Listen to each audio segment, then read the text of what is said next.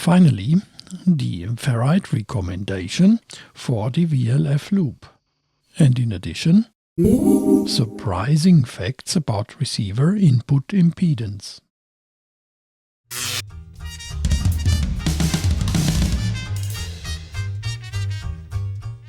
They don't pick up interference and they are surprisingly efficient. The single-turn loops even impressed experienced VLF listeners. By the way, RTLSDR.com has published an article about electronics unmasked, which I've linked below. You can build our suggestions at home. Basically, they are just consisting of a wire loop and a transforming balun. Today, we are investigating various ferrite materials to give you our best recommendation. And we will show you how to optimally match the turns ratio to your receiver's impedance. You are developing your own electronics project? Then I'm strongly recommending a professional PCB from PCBWay, the sponsor of this video. You will be surprised how easy and affordable it is to get it on your desk within just a few days.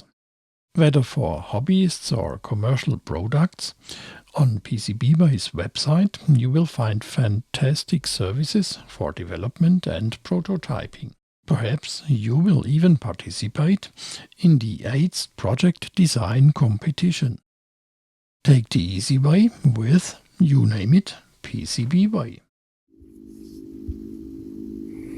It's simply amazing how many signals you can find on low frequencies using a suitable antenna. With my indoor loop, I was able to receive the Alpha navigation system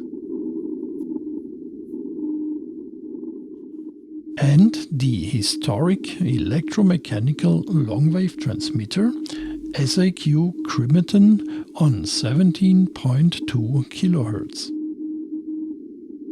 Even experienced VLF listeners were impressed.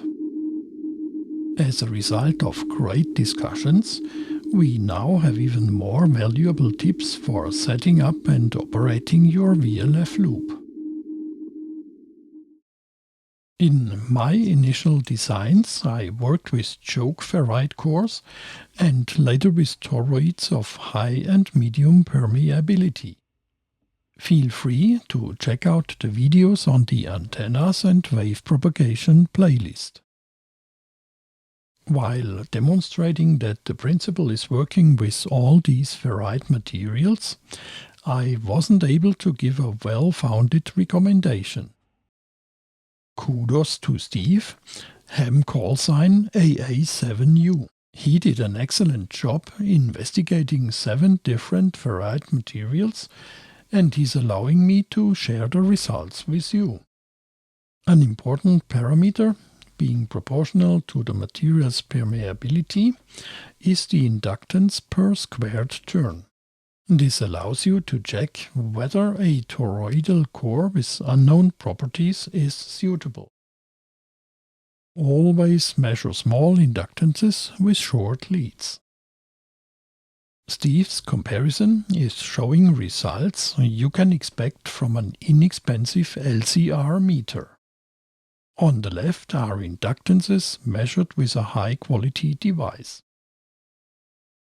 These are measurements of the DM4070, also sold as BM4070, you can grab for $30 or so. Small inductance measurements are pretty inaccurate, but getting much better using the short leads shown.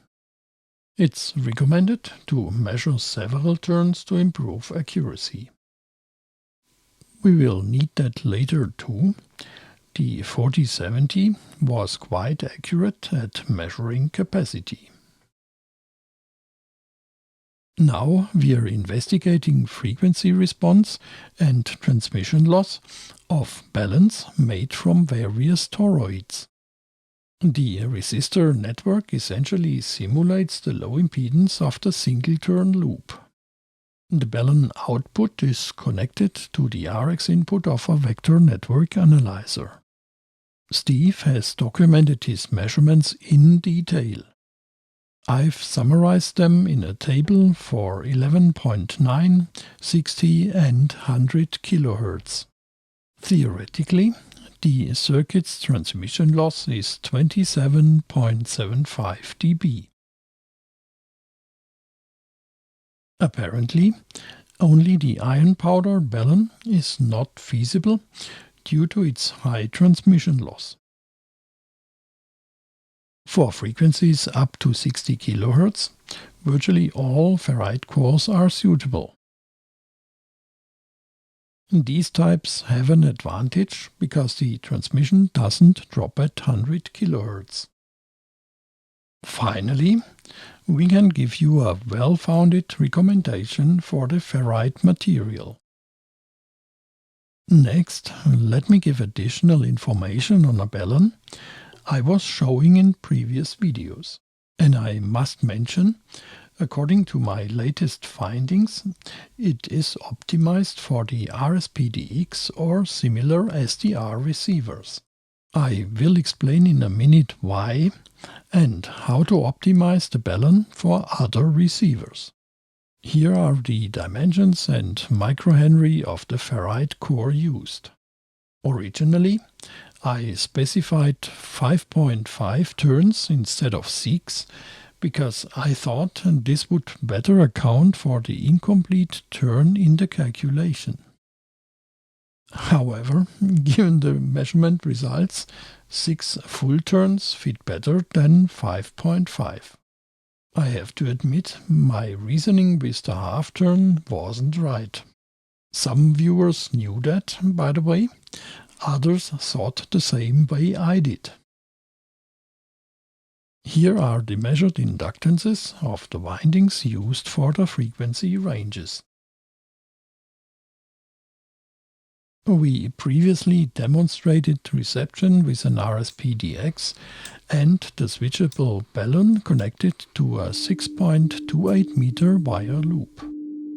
You can see how the maximum sensitivity is shifting across the frequency range. I felt that a traffic light comparison would even better illustrate which mode is best suited for concrete received signals. And the bar graph is showing signal strength in the different modes similar to a receiver. Just as a side note, in the lower frequency range, the same signals would be barely detectable from a 6-meter dipole. Steve and I worked hard to uncover that mystery.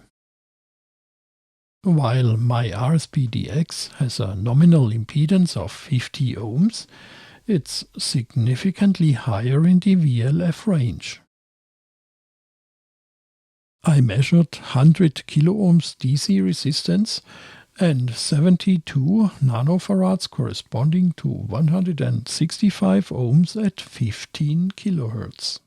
My loop's inductance of 0.72 ohms multiplied by the VLF2 ratio of 355 results in 160 ohms. The balun is optimized for this case, which has two impacts. First, the capacitance of coax cable, about 100 picofarads per meter, is causing a low-pass filter. No problem with 10 meters feed, but in case of 100 meters, signals would drop at medium wave frequency and above. Second, high-quality receivers have an input impedance of 50 ohms, even at low frequencies.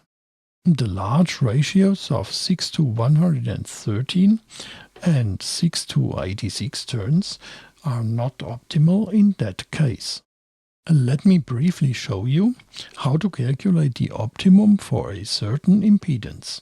Assume we want to optimize for 50 ohms. using again the same frequency ranges 15, 40, 70 and 130 kHz. The primary winding of the balun remains at 6 turns. Then I calculate the inductance of the 6.28 meter loop for the different frequencies. Next, we can calculate the impedance transformation ratios to 50 ohms. The square root gives the turns ratios and thus the number of secondary turns for the frequency ranges. If, for example, you are using a toroid with 0.18 microhenry per squared turn, you will get approximately these inductances. Knowing that some viewers are loving old tube receivers, I'm also calculating this for 240 ohms impedance. Of course, the windings for the frequency ranges can be optimized separately in case your receiver's impedance is changing across the frequency range. I'm just speculating a bit now. It's not easy to build an intermod resilient preamp to outperform the passive antenna that we have, but anyway, perhaps we will try that later. With a high input impedance, the transformation ratios and thus the signal strength could be significantly increased. Behind a 50 ohm connector isn't always 50 ohm impedance. On VLF it might be different. You can take this into account to optimize reception using a transforming balun. Most ferrite materials seem to work well for this principle. I'd like to thank everyone asking questions or providing helpful hints. And you know, comments under the video are always more than welcome. Now stay tuned and don't forget to support the channel. See you soon in the coming episodes.